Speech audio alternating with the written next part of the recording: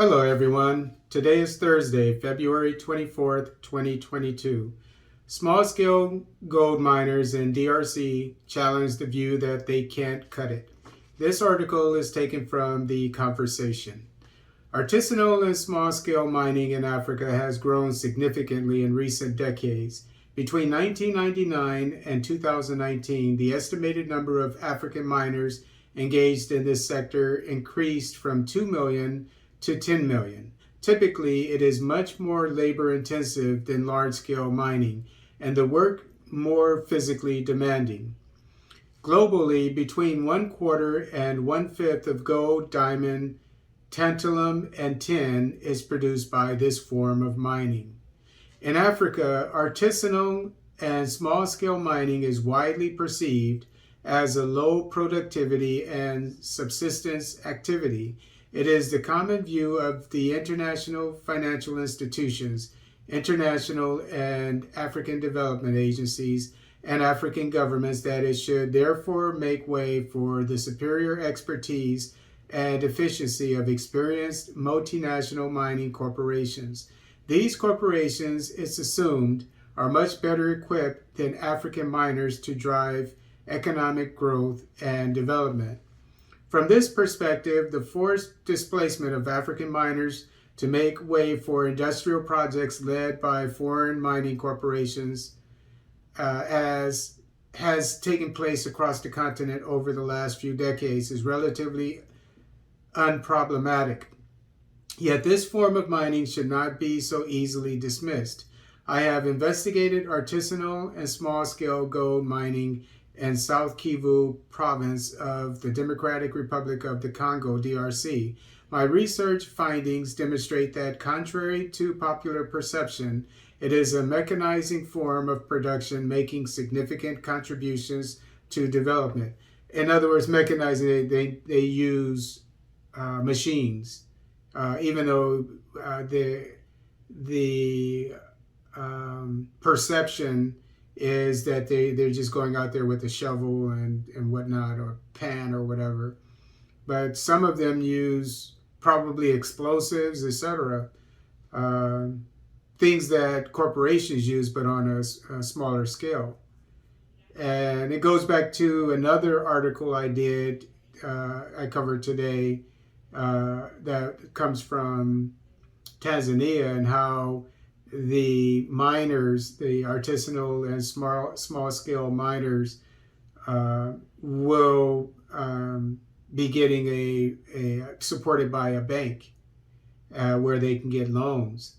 And so it's similar to this here. It dovetails with this, which says that a lot of the artisanal and small-scale miners are mechanized.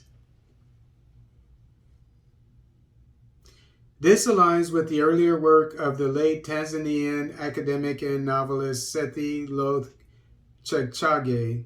And speaking of Tanzania, in the 1990s, he argued that small-scale operations in Tanzania were innovating and stimulating local growth.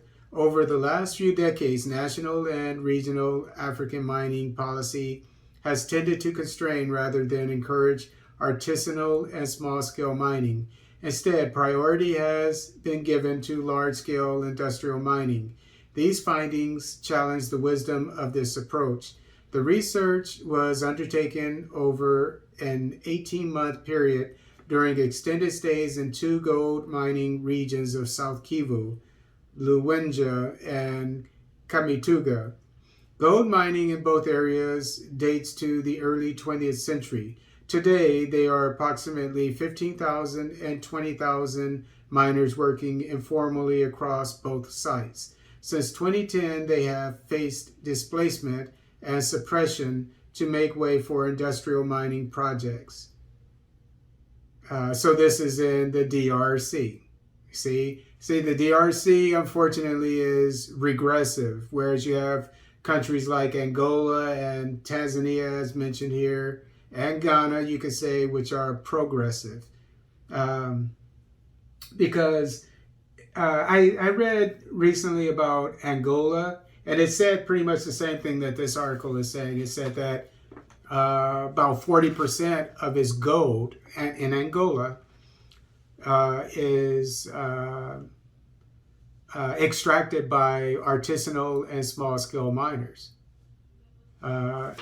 So it shows the potential that small-scale and artisanal miners have. And I didn't know that, that they were able to extract so much diamonds, and it says some other things here.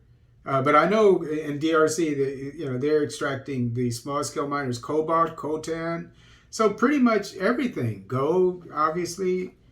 And so I'll just say here that this corroborates all these articles I've been reading, especially today, that the African nations that have, especially in places like South Africa, DRC, that have, and even Ghana, and I don't know what other countries, Zimbabwe, I would say, that let these that seem to be reliant on these foreign corporations. They were misguided. They were short-sighted. They would have been much better off letting their own people work. They have a living, and support them. And these people would have ended up being the corporations that now are multinationals, headed by foreigners. The miners are led by a dynamic managerial class composed of shaft managers and traders.